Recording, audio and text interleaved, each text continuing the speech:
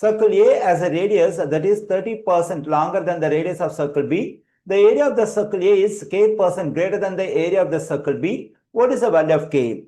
Here, the first information says a circle A has a radius that is 30% longer than the radius of circle B.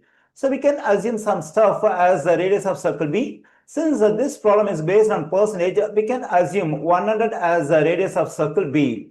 So that is radius of circle B equals to 100.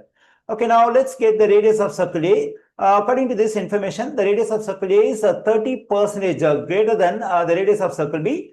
So to get the radius of circle A, we have to increase the radius of circle B. This 100 by 30%. When I increase this 100 by 30%, I am getting 130. Now we have the radius of both the circles A and B. Let's consider the second information, that is about the areas of two circles. Okay, let's consider the statement we have over here. Area of circle A is k% greater than the area of circle B. That is, area of circle A is equal to k% greater than. Since we have the information k% greater than, we have to add this k to 100. That is 100 positive k percentage times the area of circle B. Let me write over here. And we know that the formula to get area for circle is pi times r square. Here r is the radius. Using this formula, we can get the area of circle A. And we know that the radius of circle A is 130. So we have to plug in this 130 for r over here to get the area of circle A. Then we have pi times 130 the whole square equals to, we can write this percentage as a fraction. Then I'm getting 100 positive k over 100 times. Now to get the area of circle B, the same formula for this r, we have to plug in 100, the radius of circle B. Then we get pi times 100 square.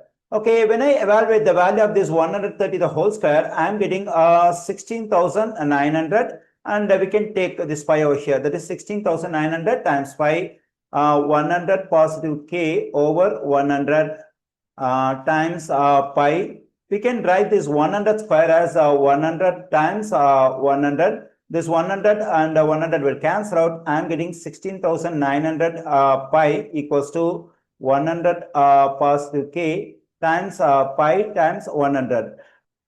Now let's divide both sides of the equation by 100 times pi. Let me do it on the right side. 100 times pi. Here this pi will cancel out. When I divide this 16,900 by 100, I am getting 169. On the right side, this 100 will cancel out. This pi will cancel out. I am getting 100 positive k.